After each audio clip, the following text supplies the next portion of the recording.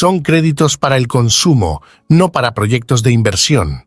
Por el contrario, los que no reciben ayudas piden más créditos para proyectos de inversión que los receptores de ayudas económicas de sus padres. Además, en casi todos los tipos concebibles de créditos, los receptores de regalos superan a los no receptores. Esto se aplica tanto a la incidencia del uso de créditos como al gasto para pagar los intereses de saldos pendientes.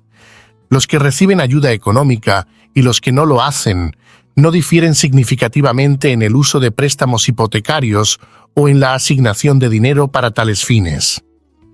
Sin embargo, gran parte de los receptores de esos regalos recibieron dinero para pagar una buena parte de sus viviendas. 4. Quienes reciben ayudas económicas de sus padres invierten mucho menos dinero que los que no las reciben. En las encuestas, los receptores de ayudas económicas de sus padres contestaron que invertían anualmente menos del 65% de lo que invertían los que no recibían esas ayudas. Pero esa es una estimación muy a la baja, ya que, como la mayoría de los usuarios de créditos cuantiosos, los receptores de ayudas sobreestiman la cantidad de dinero que invierten. A menudo, por ejemplo, cuando calculan el consumo real y los hábitos de inversión, olvidan tener en cuenta las importantes compras a crédito que realizan. Hay excepciones a esa regla. Los maestros y profesores que reciben esas ayudas parecen seguir siendo tan ahorradores como los que no las reciben. Es un grupo mucho más propenso a ahorrar e invertir el dinero que reciben de ayuda que las demás categorías profesionales. Más adelante, en este mismo capítulo, hablaremos del papel de los maestros y profesores. Como hemos dejado bien claro, los receptores de ayudas son grandes consumidores y también son propensos a utilizar créditos. Viven bastante por encima de otros con sus mismos ingresos, pero a menudo se cree que estos receptores se preocupan tan solo de sus propios deseos, necesidades e intereses. No es ese el caso. En promedio, los receptores de ayudas económicas donan a fines benéficos una cantidad mayor que otros con sus mismos ingresos. Por ejemplo, los receptores que tienen unos ingresos anuales de $100,000 suelen donar a causas benéficas algo menos de un 6% de sus ingresos anuales. La población general, con esos mismos ingresos, solo dona alrededor de un 3%. Los que reciben ayudas económicas aportan a las causas nobles cantidades proporcionalmente similares a las de los hogares con ingresos anuales de $200,000. Generosos o no, los receptores de ayudas consumen más, de modo que tienen mucho menos dinero para invertir. ¿De qué sirve estar bien versado en asuntos de inversión cuando uno tiene poco o nada de dinero para invertir? Esa fue la situación en la que se encontró recientemente un joven profesor de ciencias empresariales, quien recibe ayudas económicas por parte de sus padres. Alguien le pidió que impartiera un curso sobre inversión en un programa de educación continua. Entre sus alumnos había gente bien formada y con ingresos altos. El profesor trató varios temas, entre ellos las fuentes de información en materia de inversión y formas de evaluar las ofertas de activos de varias empresas públicas. Recibió grandes elogios por parte de su público, estaba muy bien formado en su disciplina, contaba con un doctorado en administración de empresas y en finanzas. Sin embargo, ya cerca de finales de curso, uno de los asistentes hizo al profesor una pregunta muy simple. «Doctor E, ¿puedo preguntarle sobre su cartera de inversiones? ¿En qué invierte usted?» Su respuesta sorprendió a la mayoría de la clase. «En la actualidad, no cuento con ninguna cartera de inversiones. Estoy demasiado liado con 2 hipotecas, pagando un coche, colegios». Posteriormente, un alumno de la clase nos comentó: «Es como el tipo que escribe un libro sobre 100 maneras inteligentes de dirigirse a las mujeres atractivas, pero no conoce a ninguna mujer guapa. ¿Por qué los asesores financieros de los receptores de ayudas económicas no les aconsejan ahorrar? Con frecuencia, esos asesores son estrechos de miras, venden inversiones y asesoramiento en materia de inversión, pero no enseñan nada sobre ahorrar y elaborar presupuestos. A muchos les resulta embarazoso e incluso degradante advertir a sus clientes de que su estilo de vida es demasiado dispendioso. Para ser justos, muchas personas con ingresos altos y también sus asesores no tienen idea de qué patrimonio neto debe tener una persona en función de sus ingresos y de su edad. Además, los asesores no suelen saber que sus clientes reciben anualmente unas cantidades de dinero considerables, regalo de sus padres. Si tan solo tienen en cuenta la declaración de los ingresos obtenidos por su cliente, es probable que le digan: «Bueno, Bill, para ser una persona de 44 años, con unos ingresos de $70,000 al año, lo estás haciendo muy bien. Bastante bien si tenemos en cuenta tu bonita casa, el barco que tienes, los coches de lujo, las donaciones que haces e incluso tu cartera de valores». ¿Pensaría el asesor lo mismo si Bill le hubiera contado que recibe cada año $20,000 libres de impuestos de parte de mamá y papá? En este punto, es importante hacer hincapié en algo que hemos dicho a lo largo de todo el libro. No todos los hijos de padres ricos se convierten en mar. Esos que suelen tener padres que subvencionan en gran parte el nivel de vida de sus hijos. Hay otros muchos hijos e hijas de padres pudientes que se convierten en bar. Hay pruebas de que esto sucede cuando los padres son ahorradores y disciplinados e inculcan esos valores a sus hijos, así como el de la independencia económica. La prensa popular acostumbra a ofrecer otra imagen. A menudo venden las historias de Abe Lincoln. Cargan la tinta en casos como el del obrero que llega a convertirse en empresario de éxito. Cuentan que en Estados Unidos ser pobre es requisito indispensable para convertirse en millonario. Si eso fuera cierto, cabría esperar que hoy día este país tuviera al menos 35 millones de hogares millonarios, pero sabemos que solo hay una décima parte de esa cifra. Es cierto que la mayoría de los millonarios son hijos de gente no millonaria, pues en la población no millonaria es 30 veces mayor que la millonaria. Hace apenas una generación era 60 veces mayor. El enorme tamaño de la población no millonaria tiene bastante que ver con el hecho de que la mayoría de los millonarios provienen de hogares que no lo son. En términos de probabilidad, es más probable que los millonarios generen millonarios. Por lo tanto, atendiendo a ello, las posibilidades de convertirse en millonario son menores para los individuos que provienen de hogares no millonarios. Un profesor y un abogado. Un caso de estudio. Henry y Josh son hermanos, pero tener los mismos padres no implica que haya que ser parecidos. Henry tiene 48 años, Josh 46. Henry es profesor de matemáticas de un instituto y Josh es abogado y socio de un bufete modesto. Los hermanos son 2 de los 6 hijos de Beryl y Susan, unos millonarios que hicieron fortuna con una empresa contratista. La pareja siempre ha sido generosa con sus hijos. Cada año regalan a Henry, a Josh y sus otros hijos e hijas unos $10,000 en efectivo. Cuando se hicieron mayores, siguieron dándoles a todos ese dinero. Beryl y Susan pensaban que dándoles esas cantidades irían reduciendo su patrimonio y, por consiguiente, los impuestos que sus hijos tendrían que pagar algún día por la herencia. Beryl y Susan querían además ayudar a sus hijos a empezar bien sus vidas. Pensaban que esas ayudas les permitirían en última instancia llegar a ser económicamente independientes. La pareja fue siempre escrupulosamente democrática a la hora de distribuir su patrimonio. Cada hijo adulto recibía, año tras año, la misma cantidad, y también un dinero extra para comprarse una vivienda. Cabría esperar que los hijos de este tipo de familias llegaran a ser económicamente independientes. Y Beryl y Susan pensaban ciertamente de ese modo. Siempre habían supuesto que ellos habrían tenido aún más éxito si hubieran asistido a la universidad y hubieran tenido ayuda económica por parte de sus padres. Pero los progenitores de ambos eran pobres. Beryl y Susan tuvieron éxito porque sus padres les dieron algo diferente del dinero. Cada uno de ellos se había criado en un hogar muy disciplinado.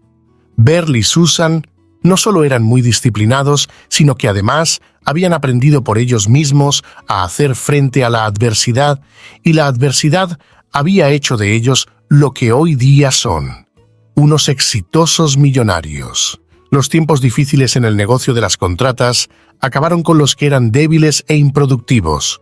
Beryl y Susan nunca fueron débiles de corazón y siempre llevaron a cabo operaciones de bajo costo y altamente productivas. Eso lo aplicaron tanto en su familia como en sus negocios. Ni siquiera a día de hoy esta pareja tiene un coche de lujo. Nunca han ido a esquiar y nunca han viajado al extranjero. Ni siquiera se han hecho socios nunca de ningún club social. Pero pensaban que si sus hijos pudieran acceder al conocimiento de una buena universidad, viajar al extranjero y relacionarse con personas de un mayor estatus social, podrían llegar económicamente más lejos que ellos. Beryl y Susan se equivocaron al hacer tales suposiciones. Los hijos de padres acaudalados no funcionan automáticamente tan bien como sus padres a la hora de atesorar dinero. Eso no quiere decir que los Henrys y los Joshes de Norteamérica nunca lleguen a superar a sus padres. Algunos lo hacen, pero entre los hijos de los ricos constituyen una minoría. Es importante señalar que los hijos de padres millonarios tienen, en dólares de hoy día, una probabilidad de cada 5 de acumular en su vida una cantidad de 7 cifras, mientras que los hijos de padres no millonarios tienen una de cada 30 aproximadamente. ¿Es millonario alguno de los hijos de Beryl y Susan? ¡No! Pero es probable que pronto uno de ellos entre en el club de los que tienen un patrimonio neto de 7 cifras. ¿Será Henry, Josh o cualquiera de sus otros hermanos? Los otros hijos de Beryl y Susan son bastante más jóvenes que Henry y Josh. Ciertamente, la edad está relacionada con la acumulación de riqueza. No es probable que uno de los jóvenes haya atesorado una buena cantidad de dinero por su cuenta. Además, los otros 4 hijos no han recibido la AE de sus padres durante el mismo periodo de tiempo que sus hermanos mayores. Muchos observadores habrán supuesto que Josh acumulará las 7 cifras de patrimonio neto antes que su hermano. Es comprensible que deduzcan eso. Los abogados por lo general generan ingresos significativamente más altos que los profesores de secundaria. Una vez más, los ingresos se relacionan en gran medida con la acumulación de riqueza. El año pasado, los ingresos totales de Henry, sin incluir el dinero en efectivo que le regalaron Beryl y Susan, fueron de $71,000. Los de Josh, de $123,000. Con esas cifras, se podría suponer que fuera Josh el que acumulara más patrimonio. Después de todo, sus ingresos doblan prácticamente a los de su hermano. Pero los que así piensan pasan por alto la norma fundamental para atesorar riqueza. Sean cuales sean tus ingresos, vive siempre por debajo de tus posibilidades. Henry, a pesar de que su sueldo es más bajo, vive por debajo de sus posibilidades. Josh, en cambio, vive bastante por encima de sus ingresos. De hecho, Josh cuenta con los $10,000 de papá y mamá para mantenerse al día. Esos $10,000 más los $123,000 que gana lo sitúan a la cabeza del 4% de los hogares norteamericanos con ingresos más altos. Recuerda que aproximadamente un 3,5% de los hogares norteamericanos cuenta con un patrimonio neto de $1 millón o más de dólares. Pero Josh tiene un patrimonio neto que, incluso siendo optimista, lo sitúa muy por debajo de esa cifra. Su patrimonio neto total, incluyendo el valor de su casa, su parte en el bufete, su plan de pensiones y otros activos, es de $553,000. ¿Y qué hay de Henry? A pesar de que sus ingresos son mucho menores, Henry ha acumulado bastante más patrimonio. Contado a la baja, su patrimonio neto es $834,000. ¿Cómo es posible que un profesor de instituto con casi la mitad de ingresos haya atesorado bastante más riqueza que un abogado? Dicho de manera llana, Henry y su esposa son ahorradores. Josh y su esposa son grandes consumidores. Gran parte de esa diferencia se debe a sus respectivas posiciones. Vemos que, como grupo, los profesores son ahorradores. Además, los abogados que reciben ayuda económica de sus padres gastan más y ahorran e invierten menos que los abogados que con la misma edad no reciben ayudas económicas. Como hemos dicho anteriormente, los abogados que reciben dinero de sus padres tienen solo el 62% de la riqueza y el 77% de los ingresos de los que tienen los abogados en el mismo grupo de edad que no reciben regalos. Véase tabla 5.2. ¿Dónde se sitúan los profesores que reciben dinero en el ranking de riqueza e ingresos? Los hogares de profesores que reciben ayuda de sus padres tienen de promedio un 185% del patrimonio neto y un 92% del ingreso anual de los hogares de las personas en la misma categoría profesional y edad que no reciben regalos en efectivo. Los profesores que reciben ayuda económica de los padres suelen trabajar en colegios privados, los cuales por lo general pagan menos que los públicos. Tal vez sin saberlo, muchos de los Beryls y las Susans subvencionan los colegios privados regalando a sus hijos dinero en efectivo. Esto, a su vez, puede animar a gente como Henry a desear trabajar por menos dinero en un colegio privado. Henry puede pensar que, dado que recibe una AEE de sus padres, no necesita ganar unos cuantos cientos de dólares más enseñando en una institución pública, y aunque trabaja en un centro privado, se siente cómodo conduciendo su Honda Accord de 4 años o la furgoneta de su esposa. Josh, por el contrario, vive en un entorno completamente diferente. De hecho, el complejo de oficinas donde aparca su coche está lleno de sedanes de lujo y deportivos. Josh es el responsable en parte de la gestión de un nuevo negocio de su empresa, así que, aunque a él le gustara conducir un Honda de 4 años, es probable que sus clientes habituales y potenciales no desearan viajar con él. Podrían llevarse una impresión equivocada. Josh y su esposa tienen 3 coches último modelo. Se tratan de un BMW Serie 7, un Volvo con 7 plazas, ambos en alquiler con derecho a compra, y un Toyota Supra. Sus hábitos en cuanto a la compra de coches son similares a los de otros consumidores con ingresos bastante más altos. Josh gasta de promedio en coches 3 veces más que su hermano Henry. También gasta casi el doble que Henry en pagos de hipoteca. Josh vive en una casa más grande, una casa más lujosa, situada en un barrio de prestigio. Henry vive en una casa mucho más modesta, en un barrio de funcionarios y empleados de mediana edad. Él y su familia se encuentran muy bien en ese barrio. Sus hábitos de consumo son los de la clase media, ello a pesar de que el hogar de Henry cuenta con un patrimonio de 4 a 5 veces mayor que el de los hogares vecinos. ¿Y cómo es el barrio de Josh? Su residencia principal, tiene también una residencia compartida en un centro de esquí, se encuentra en un barrio de lujo. Sus vecinos cuentan con ingresos altos, son médicos, altos ejecutivos, profesionales del marketing y de las altas finanzas, abogados y empresarios influyentes. Josh se siente cómodo en ese entorno y es ideal para tratar con sus clientes y asociados. Pero hay algo que Josh no tiene en cuenta. Si bien sus ingresos están en el tercer cuartil en comparación con los de sus vecinos, su patrimonio neto le sitúa en el ranking más bajo. Josh y su familia desempeñan el papel de quienes tienen 2, 3 y más veces el patrimonio neto que ellos tienen. Josh, tú no eres el único. Al menos 1 de cada 5 hogares de tu vecindario desempeña ese mismo papel. Ellos también tienen una AEE y también gastan más e invierten menos que otras personas de su entorno social. ¿Cómo es el presupuesto de Josh? ¿Cómo encaja en él su propensión a gastar?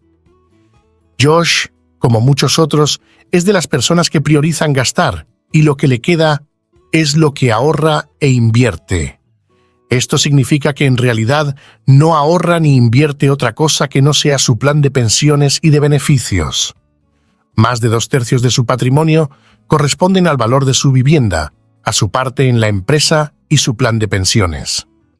Esencialmente, Josh y su familia invierten $0 de sus ingresos personales. Pero es posible que de todos modos se sientan ricos. Josh recibe cada año $10,000 y espera heredar mucho más algún día. ¿Y qué pasa con los hijos de Josh?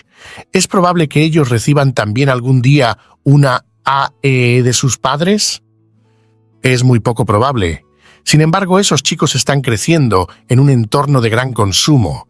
Es probable que intenten imitar los hábitos de consumo de su padre, pero eso es difícil de emular, sobre todo sin tener una buena ayuda económica. Los hijos de Henry, por el contrario, se sorprenderían al saber que su padre ha acumulado una pequeña fortuna. Henry y su esposa nunca han estirado más el brazo que la manga. Henry tiene el aspecto de un profesor, conduce el coche de un profesor, viste como un profesor y compra en las tiendas en las que compran los profesores. No tiene los objetos de diseño que su hermano posee. No tiene piscina, ni sauna, ni bañera de hidromasaje, ni barco, ni pertenece a ningún club. Tiene 2 trajes y 3 chaquetas deportivas. Las actividades de Henry son mucho más sencillas, cuestan mucho menos y están mucho menos enfocadas a un determinado estatus social. Sale a correr de vez en cuando y tanto él como su familia son amantes del senderismo y las acampadas. Tienen 2 tiendas de campaña, varios sacos de dormir y 2 canoas, una de segunda mano. Henry lee mucho, es miembro activo de su iglesia y de su grupo juvenil, al que está afiliado. Su estilo de vida más sencillo hace que pueda contar con unos cuantos dólares que ahorra e invierte. En su primer año como profesor, un alto miembro del equipo de profesores le aconsejó que invirtiera sus ahorros en un plan de pensiones del Estado, el 403B. Desde que empezó su carrera como profesor, Henry ha ido invirtiendo cada año en ese plan y también ha invertido la mayoría del dinero que sus padres le han ido regalando cada año. ¿Quién podrá retirarse algún día cómodamente, Henry o Josh? Sus padres están repartiendo su patrimonio no solo entre sus hijos, sino también entre sus nietos. Por lo tanto, puede que Henry y Josh hereden muy poco. El ritmo de consumo de Josh no le permitirá retirarse cómodamente. Henry podrá hacerlo. Las perspectivas apuntan a que con su plan de pensiones combinado y sus inversiones, Henry podrá contar con un buen capital cuando llegue a los 65 años. Enseña a tu hijo a pescar. Cuando damos una charla acerca de la relación entre las AEE y los logros económicos, normalmente la gente del público no pregunta ¿cuál es la mejor ayuda económica si no lo es el dinero en efectivo? Están ávidos por aprender a mejorar la rentabilidad económica de sus hijos y, una vez más, les recordamos que es esencial enseñar a los hijos a ser ahorradores. Es frecuente que aquellos que son educados de otro modo suelan convertirse en unos adultos hiperconsumistas que necesitan de ayudas económicas de jóvenes y también de adultos. ¿Cuál es el traspaso intergeneracional que puede ayudar a los hijos a convertirse en adultos económicamente productivos?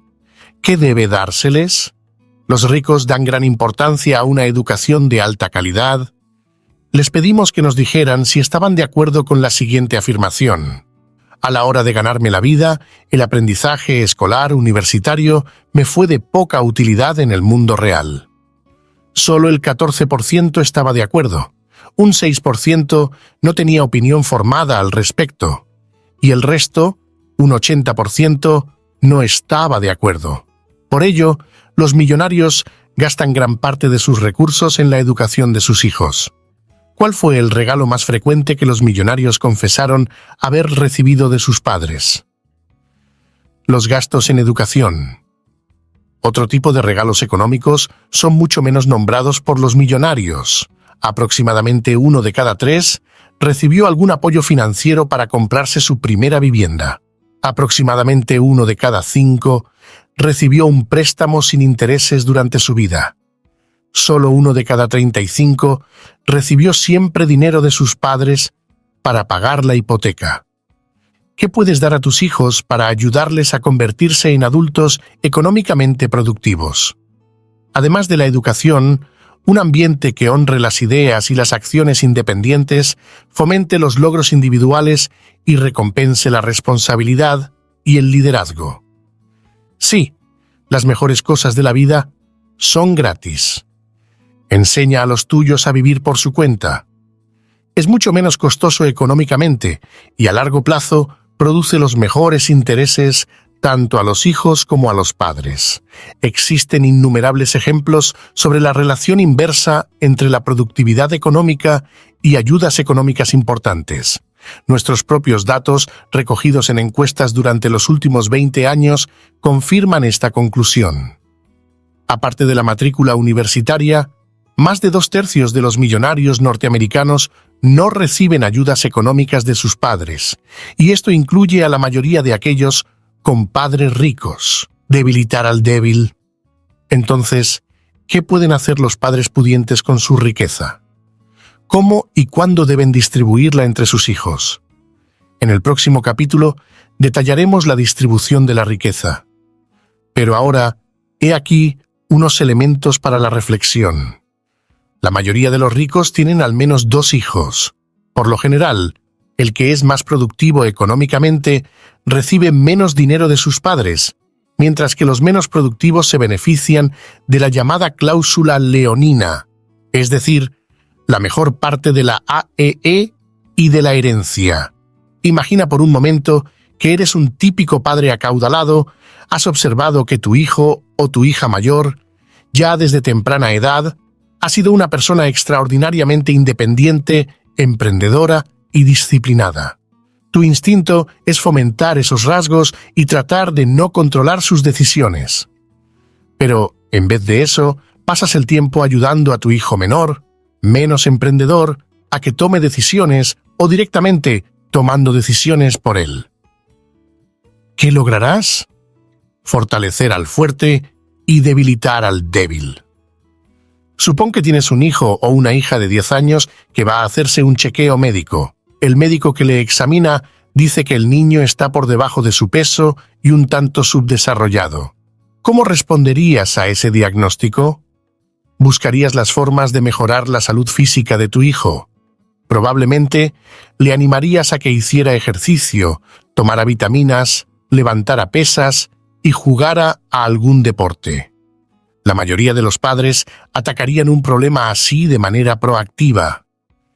¿No te parecería extraño que el padre tomara el camino contrario? ¿Qué te parecería que el padre instara al niño a comer menos y a hacer menos ejercicio? Con gran frecuencia, este método de debilitar al débil se aplica a niños que muestran una personalidad débil. En un caso conocido, se les dijo a los padres que su hijo tenía un problema con la escritura y también con el lenguaje. ¿Cómo respondieron los padres a ese problema? En primer lugar, cambiaron al niño de colegio. El problema del lenguaje no mejoró. Sin embargo, el padre comenzó a hacerle los deberes a su hijo. El chico está acabando el instituto y su padre le sigue haciendo los trabajos. En otro caso, una pareja acomodada tenía una hija de 12 años que era muy tímida y rara. Beth hablaba con nadie si no le animaban a ello. Preocupada por su hija, la madre escribió una nota a la profesora pidiéndole que dejara que la niña se sentara al final de la clase, pues allí se sentiría más cómoda. Le decía que los profesores preguntan más a los niños que se sientan en las primeras. La profesora no cambió a la niña. La madre llamó esa misma mañana a la profesora para protestar por ello. Esta no pudo ponerse en ese momento y tampoco le devolvió la llamada.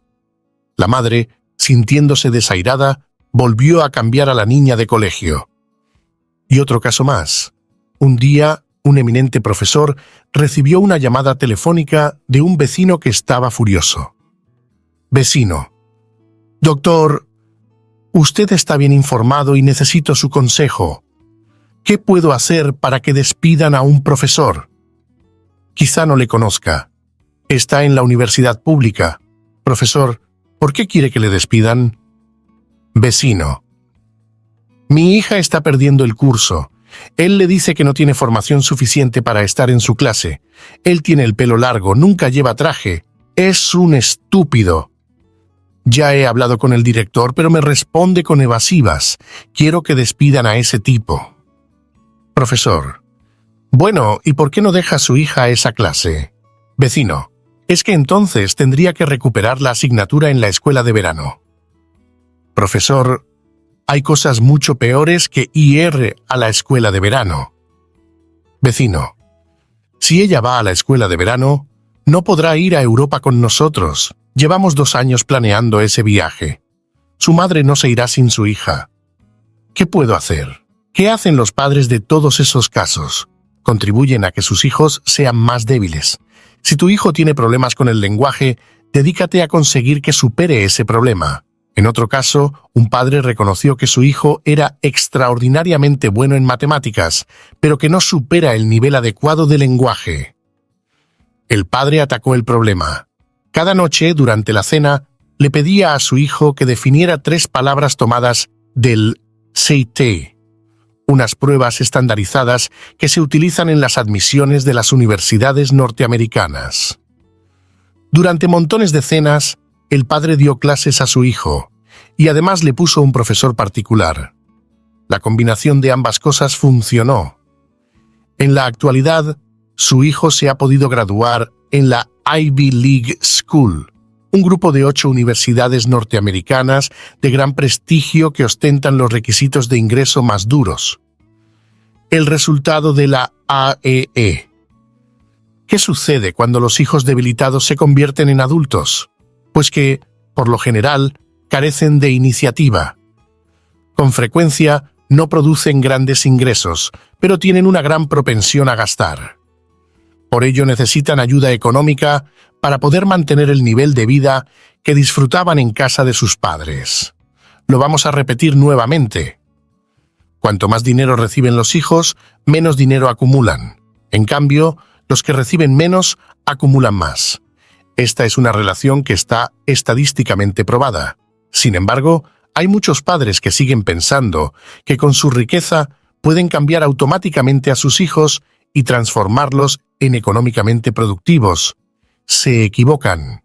La disciplina y la iniciativa son cosas que uno no puede comprar como si fueran coches o ropa. Un estudio reciente ayudará a ilustrar nuestro punto de vista. Una pareja acaudalada estaba decidida a darle lo mejor a su hija, la señora BPF. Así que cuando ésta expresó cierto interés por emprender un negocio, le respondieron de manera típica. Crearon lo que pensaban que era el entorno ideal. En primer lugar, querían que iniciara el negocio libre de deudas, de modo que pusieron todo el dinero que requería el negocio. La hija no puso nada, ni siquiera pidió un préstamo comercial. En segundo lugar, se vieron en la obligación de proporcionarle una AEE. Pensaban que eso situaría a su hija en un buen puesto en el ranking de empresarios norteamericanos. Los padres de BPF creían que su hija estaría mejor viviendo en la casa familiar. De este modo podría dedicarse totalmente a su empresa. Viviría con sus padres sin tener que pagar alquiler. No tendría que dedicar tiempo a hacer la compra, limpiar la casa o ni siquiera a hacerse la cama. Este tipo de ayuda ya va incluso más allá que la AEE. ¿Vivir sin pagar alquiler es lo mejor para un joven empresario? Nosotros no lo creemos así, ni tampoco que el negocio sea un regalo. Los dueños de las empresas con más éxito son aquellos que más recursos propios invierten en su aventura empresarial. Muchos tienen éxito porque tienen que tenerlo. Invierten su dinero, su producto, su reputación. No tienen red de seguridad. No tienen a nadie más en quien apoyarse tanto para el éxito como para el fracaso. En tercer lugar, los padres de la señora BPF añadieron un elemento más a la ecuación. ¿Y si su hija no tuviera que preocuparse inicialmente por los beneficios de su empresa? Creyeron que liberándola de esa carga aumentaría sus probabilidades de éxito. La señora BPF se convirtió en un miembro más del club de los subvencionados. Sus padres le dan aproximadamente $60,000 en efectivo al año. ¿Cuál ha sido el resultado de haberle creado ese entorno ideal? Hoy día la señora BPF está cerca de los 40 y aún vive con sus padres. No tiene ningún préstamo comercial a su cargo, los viejos le financiaron la empresa y lo siguen haciendo. El pasado año su negocio le aportó cerca de $50,000. Sus padres siguen dándole $60,000 cada año y siguen creyendo que en algún momento del futuro ella será totalmente independiente. Nosotros, en ese aspecto, no somos tan optimistas como los padres. La mayoría de los empresarios de éxito no son como la señora BPF. ¿Cuántos empresarios que todavía están en la fase de puesta en marcha del negocio harían lo que acaba de hacer la señora BPF en un año? Comprarse un coche de $45,000 sin negociar ni el precio ni las condiciones. Pagar $5,000 por un reloj, $2,000 por un traje y $600 para unos zapatos. Pagar más de $20,000 en ropa, fondo de armario. Pagar más de $7,000 en gastos e intereses de tarjetas bancarias y en tarjetas de crédito sin número fijo de cuotas, crédito revolvente. Pagar más de $10,000 por cuotas de clubes privados. La respuesta es que muy pocos. El negocio de la señora BPF no es realmente un éxito. Está muy respaldado directa e indirectamente por el dinero de otras personas. En realidad, los padres de la señora BPF la están embaucando. Quizá nunca sabrá si podría hacerlo por su cuenta. Las condiciones ideales que crearon para su hija fueron un incentivo para que ella gastara de manera desproporcionada bienes de consumo. Siempre trató a su negocio como si fuera un hijastro. ¿Quién crees que tiene más miedos y preocupaciones? ¿La señora BPF o el típico propietario de una empresa que no recibe ayuda alguna? Lo lógico sería suponer que la señora BPF no debería tener ningún problema, ya que recibe cuidados intensivos económicos de sus padres. Pero lo cierto es que ella tiene muchos más temores que los hombres y mujeres acaudalados que no tienen ningún tipo de ayuda económica. Los típicos hombres de negocios acaudalados tienen 3 problemas principales. Véase tabla 3.4, capítulo 3. Todos ellos están relacionados con el gobierno. Temen las políticas y las regulaciones que son desfavorables para los empresarios y la gente rica en general. ¿A qué tiene miedo la señora BPF? Nos contó que tenía 2 principales temores. ¿Cómo es posible que una persona que está casi completamente resguardada de los riesgos financieros tenga muchos más miedos que el típico empresario próspero? Pues porque esos empresarios han superado la mayoría de sus temores. Se han autovacunado de muchos temores, convirtiéndose en autosuficientes. Y esa misma lucha por llegar a ser autosuficientes es la que ha ayudado a esos empresarios a superar sus miedos. ¿Cuáles son algunos de los principales temores y preocupaciones de la señora BPF? Recuerda que esos miedos no son significativos para la población acomodada autosuficiente. La señora BPF tiene un miedo sustancial a lo siguiente: que el patrimonio de sus padres reciba una carga fiscal muy fuerte, que su nivel de vida se vea reducido significativamente, que su negocio fracase, que su patrimonio no le permita retirarse cómodamente, que sus hermanos y hermanas la acusen de recibir de sus padres más dinero y más herencia de lo que por justicia le pertenece.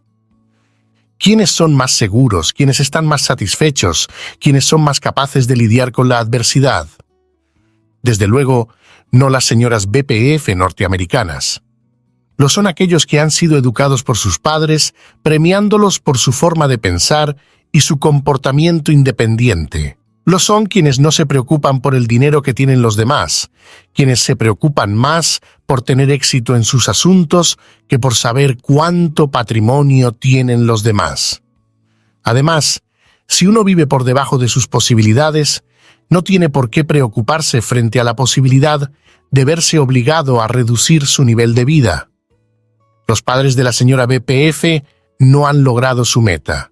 Su objetivo era tener una hija que nunca tendría de qué preocuparse, pero el método que usaron produjo el resultado contrario. Las personas tienden a sobreproteger a sus hijos de las realidades económicas de la vida, pero esa sobreprotección suele producir adultos que sufren constantemente por el mañana. Productos de cero AEE. ¿Qué valor tiene tu firma? Depende de cómo se utilice. Una firma ayudó a Paul Orfalea a iniciar una empresa que llevaba su apodo, Kinko. Con un préstamo de $5,000, avalada por su padre en 1969, alquiló un pequeño garaje. Desde allí, él y unos cuantos amigos facturaban a diario cerca de $2,000 por servicios.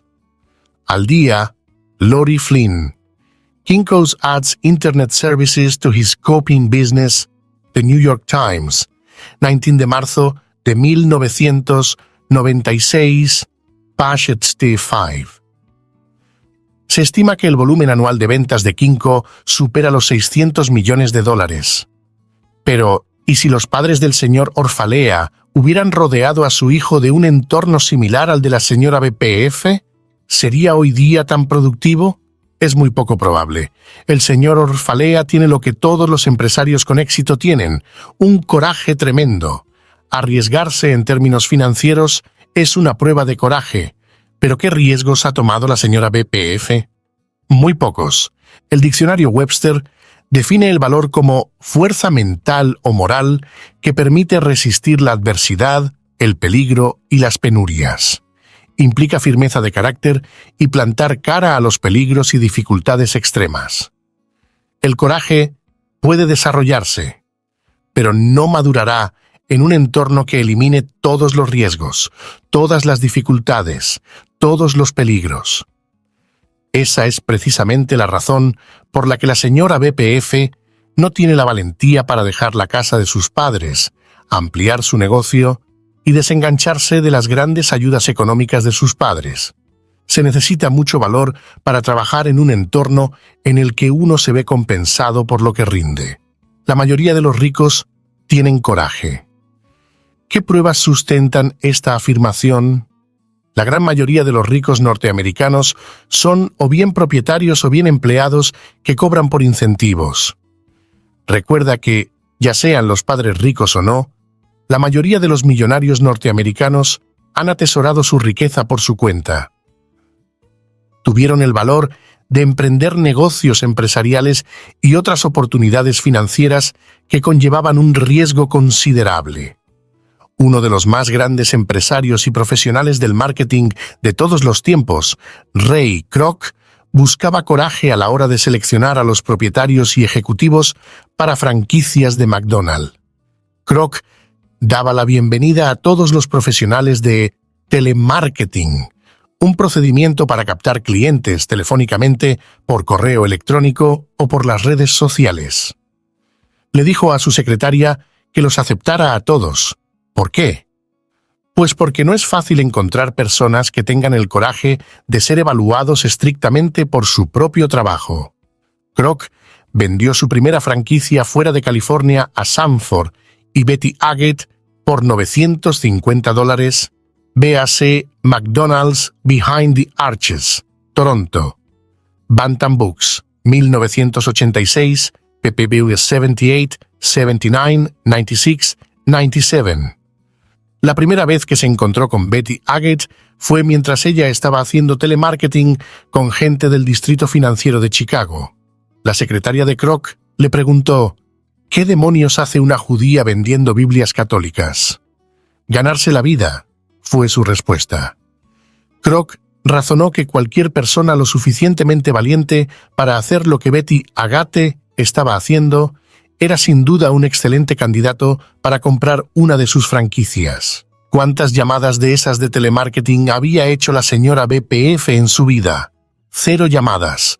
La mayoría de las personas que le compran a ella son amigos, compañeros de trabajo de sus padres o familiares. Las llamadas a esas personas no tienen nada que ver con el telemarketing. Son llamadas amistosas y fáciles.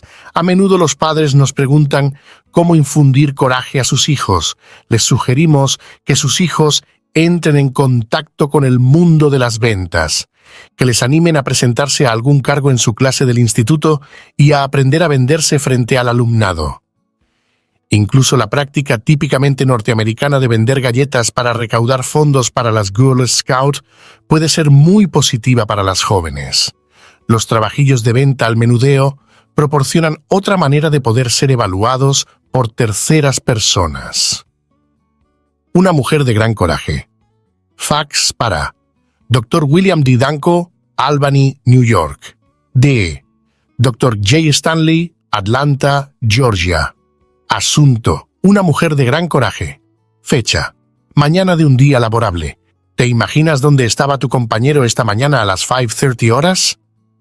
Estaba embarcando en un vuelo de primera hora. Aunque el avión tenía cabida para más de un centenar de pasajeros, a bordo solo había unas 20 personas. Poco después de tomar asiento, nos dijeron que había niebla en el aeropuerto de destino y que tendríamos uno de esos famosos pequeños retrasos. Cuando me incorporé, la mujer que se sentaba frente a mí, a quien llamaré Laura, también lo hizo. Le dije que estaba molesto porque había tenido que levantarme muy temprano para tomar ese vuelo. Ella me contestó que había estado volando toda la noche y que aún tenía pendiente otro enlace. Pregunté a Laura por qué estaba ella viajando por la noche y me contestó que era mucho más económico volar de noche. Poco después descubrí que no tenía por qué viajar con billetes baratos, pues de hecho era rica, pero también era muy ahorradora. ¿Cuál era el propósito de su viaje? Laura me dijo que iba a un congreso de ejecutivos del sector inmobiliario donde le iban a entregar el premio de ejecutiva del año. Entonces le pregunté cómo llegó a la profesión inmobiliaria y Laura me contestó: por necesidad. Me contó que una mañana se encontró en la mesa de la cocina una nota de su marido que decía: «Querida Laura, me he enamorado de mi secretaria. Mi abogado te dará todos los detalles. Te deseo buena suerte a ti y a los niños». ¿Cómo reaccionó Laura, una ama de casa con 3 niños pequeños, al encontrarse esa nota? Estaba decidida a no volver a su antiguo trabajo como profesora de instituto de secundaria y tampoco pensaba pedir ayuda económica a sus desahogados padres. Había crecido en un ambiente de independencia y disciplina. Se preguntó qué podía hacer con su licenciatura pelada y su máster en literatura inglesa. Supo que había muchas personas con su formación académica buscando trabajo y dedujo que los ingresos de docente no le iban a permitir mantener el estilo de vida que ella y sus hijos llevaban. Estuvo hablando sobre diversas ofertas de empleo con varios empresarios locales y finalmente decidió probar en el campo de las agencias inmobiliarias. En los primeros 4 meses ganó más vendiendo propiedades que en todo un año como profesora de inglés. Sé que querrás saber qué es lo que según Laura contribuyó a tal éxito. Me dijo: es increíble lo que uno puede hacer cuando pone todo su empeño en ello. Le sorprendería saber la cantidad de llamadas telefónicas que se pueden hacer cuando no se tiene otra alternativa que tener éxito. Cuando era una chica joven, Laura había desarrollado una excelente estrategia que luego le serviría para las ventas. Durante los años de colegio, convenció a varias empresas para que la contrataran para trabajos de verano, y luego, mientras asistía al instituto y después a la universidad, realizó muchos trabajillos a tiempo parcial. Era tan buena consiguiendo empleo que incluso ayudaba a sus amigos a hacerlo. No hay duda de que hubiera tenido mucho éxito en una empresa de caza de talentos. Laura fue también jefa de campaña de varios amigos que ganaron las elecciones a delegado estudiantil en el instituto y la universidad. Es irónico que la desgracia de Laura de casarse con un hombre que carecía de integridad la llevara a conseguir una vida mucho mejor para ella y sus hijos. Gracias a las deficiencias de él, ella fue capaz de sacar el máximo provecho de sus habilidades. Otra ironía más es que ella siempre tuvo mucho más mano para los negocios que su marido. Es un hecho probado. Hoy día, Laura está en una posición muchísimo mejor que la de su exmarido. Su éxito es también fruto de su gran integridad moral, algo de lo que carecía su exmarido. Después de varios años excepcionales como profesional de ventas, Laura fundó una próspera empresa inmobiliaria. A pesar de su gran éxito financiero, Laura sigue volando con los más madrugadores. Por su aspecto, nunca hubiera pensado que esta mujer reuniera tanto coraje y fortaleza.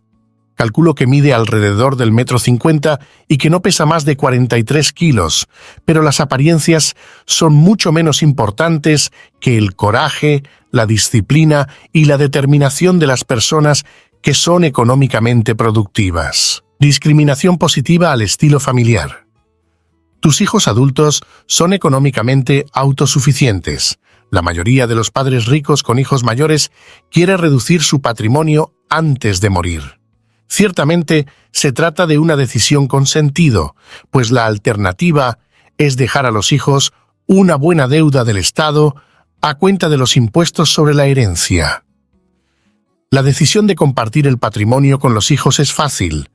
Lo difícil es saber dividir el capital. Los padres acaudalados con hijos más jóvenes adinerados que tienen los niños más pequeños suelen pensar que repartir su patrimonio nunca será un problema. Suponen que sus acciones se distribuirán igualitariamente.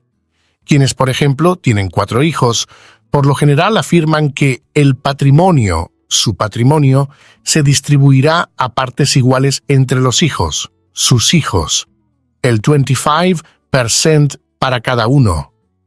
Este sencillo reparto se vuelve más complejo a medida que los hijos crecen. Los padres con hijos ya mayores ven que algunos de ellos necesitan más ayudas económicas que otros. ¿Quién debería recibir más? ¿Quién debería recibir menos? Estas son preguntas que cada uno tiene que saber responder. Sin embargo, los padres ricos pueden sacar provecho de estos importantes descubrimientos. Los padres con hijas mayores que no trabajan y con hijos mayores temporalmente desempleados suelen proporcionarles buenas inyecciones de dinero, AEE. Estos hijos suelen además recibir de sus padres una parte exageradamente mayor del patrimonio de lo que les corresponde. Los hijos con mayor éxito económico suelen recibir menos ayudas AEE y menos parte de la herencia paterna. Muchos de los hijos que tienen más ingresos no reciben ninguna ayuda económica. Y, como comentamos en el capítulo 5, esa es una de las razones por las que son ricos. Amas de casa. A o B, en gran parte las diferentes sumas de dinero que los padres regalan a sus hijos vienen determinadas por las ocupaciones de estos, o nivel socioeconómico, y por su género. A través de nuestros estudios hemos descubierto que las amas de casa suelen ser las que, de todos los grupos divididos por ocupación, reciben más herencias y también AE periódicas. Véanse las tablas 6.1 y 6.2. De hecho, las amas de casa tienen 3 veces más probabilidades de recibir herencias sustanciales de sus padres que el promedio de los hijos adultos de los ricos. En esencia, las amas de casa ocupan el primer lugar tanto en el tamaño de las herencias como en la posibilidad de heredar el patrimonio de sus padres. También tienen más posibilidades de recibir anualmente significativas ayudas monetarias. Hemos identificado 2 tipos distintos de ama de casa de ricos y les hemos llamado tipo A y tipo B. Ambos tipos se benefician en diferentes grados de las creencias de sus padres. Estos piensan que las mujeres que no trabajan necesitan tener dinero propio, que la cuestión económica es en general desfavorable a las mujeres y que no se fían de que los yernos pueden mantener a la mujer y a los hijos que tengan. El ama de casa de tipo A difiere significativamente de las de tipo B. Las de tipo A suelen estar casadas con hombres de éxito que ganan mucho dinero. Tienden a tomar la iniciativa de cuidar a sus ancianos y a veces discapacitados padres. Los regalos y la herencia que suelen recibir son en parte una compensación por los cuidados que realizan y que sus hermanos y hermanas que trabajan suelen rehuir. Las amas de casa de tipo A suelen tener una buena formación y ser albaceas del patrimonio de sus padres. Acostumbran a ser líderes y voluntarias de diversas organizaciones educativas y caritativas. Tabla 6.1. Probabilidad de recibir una herencia importante. Comparativa según las diferentes ocupaciones de los hijos. Tabla 6.2. Probabilidad de recibir sustanciales regalos económicos. Comparativa entre los hijos de los millonarios según sus ocupaciones. Las amas de casa de tipo A son vistas por sus padres como el resto de sus hermanos y personas de confianza. Se las considera inteligentes, buenas líderes y con frecuencia son consultadas sobre asuntos familiares importantes como propiedades, planes de jubilación, ventas de negocio familiares y también respecto a la elección de los servicios profesionales. También están familiarizadas con las tasas fiscales. Acostumbran a animar a sus padres a que reduzcan el patrimonio repartiendo donaciones entre los hijos para evitar así los impuestos estatales. Las amas de casa de tipo A reciben sustanciales regalos en efectivo casi toda la primera parte de su vida adulta y hasta la madurez, a menudo desde el momento en que se casan. Más tarde, esos regalos van asociados a la compra de una casa y en algunos casos a la compra de algún inmueble a modo de inversión. En una familia, la presencia de un ama de casa de tipo A es de gran ayuda para unos padres acomodados y también para los otros hermanos adultos, ya que con frecuencia ella es quien se hace cargo de cubrir las necesidades médicas y emocionales y médicas de los padres cuando son ya ancianos. Las amas de casa de tipo B, por el contrario, son consideradas personas que necesitan una AAE e incluso también apoyo emocional. Suelen depender de los demás y es poco probable que sean líderes en ningún tipo de ocupación. Estas amas de casa suelen casarse con hombres que generan pocos ingresos y generalmente tienen menor formación que las amas de casa de tipo A. Sus padres acostumbran a pasarles una ayuda económica para que puedan mantener al menos un nivel de vida de clase media. Mantienen relaciones estrechas con sus padres y a menudo salen de compras con sus madres. También es frecuente que las de mediana edad reciban dinero para comprarse ropa. Los padres acostumbran a pensar en este tipo de amas de casa a la hora de redactar sus últimas voluntades. Les regalan también dinero en efectivo y propiedades en herencia porque consideran que necesitan realmente dinero. En resumen, las amas de casa de tipo B reciben atenciones de sus padres y no al revés. Los padres de las amas de casa de tipo B se contienen a la hora de regalarles cantidades importantes de dinero por temor a que sus hijas y sus yernos no sepan administrarse bien. Así pues, los regalos en efectivo que les proporcionan suelen estar en función de las necesidades, como cuando, por ejemplo, el marido está entre un trabajo y otro, o cuando hay un nacimiento en la familia. Las donaciones se precipitan a menudo por las crisis y pueden estar directamente dirigidas a pagar ropa o cuotas de colegios. No obstante, las amas de casa de tipo B reciben la mayor parte del patrimonio de sus padres en forma de herencia. A menudo, los padres redactan unas voluntades específicas que van dirigidas a cubrir la formación educativa de sus nietos.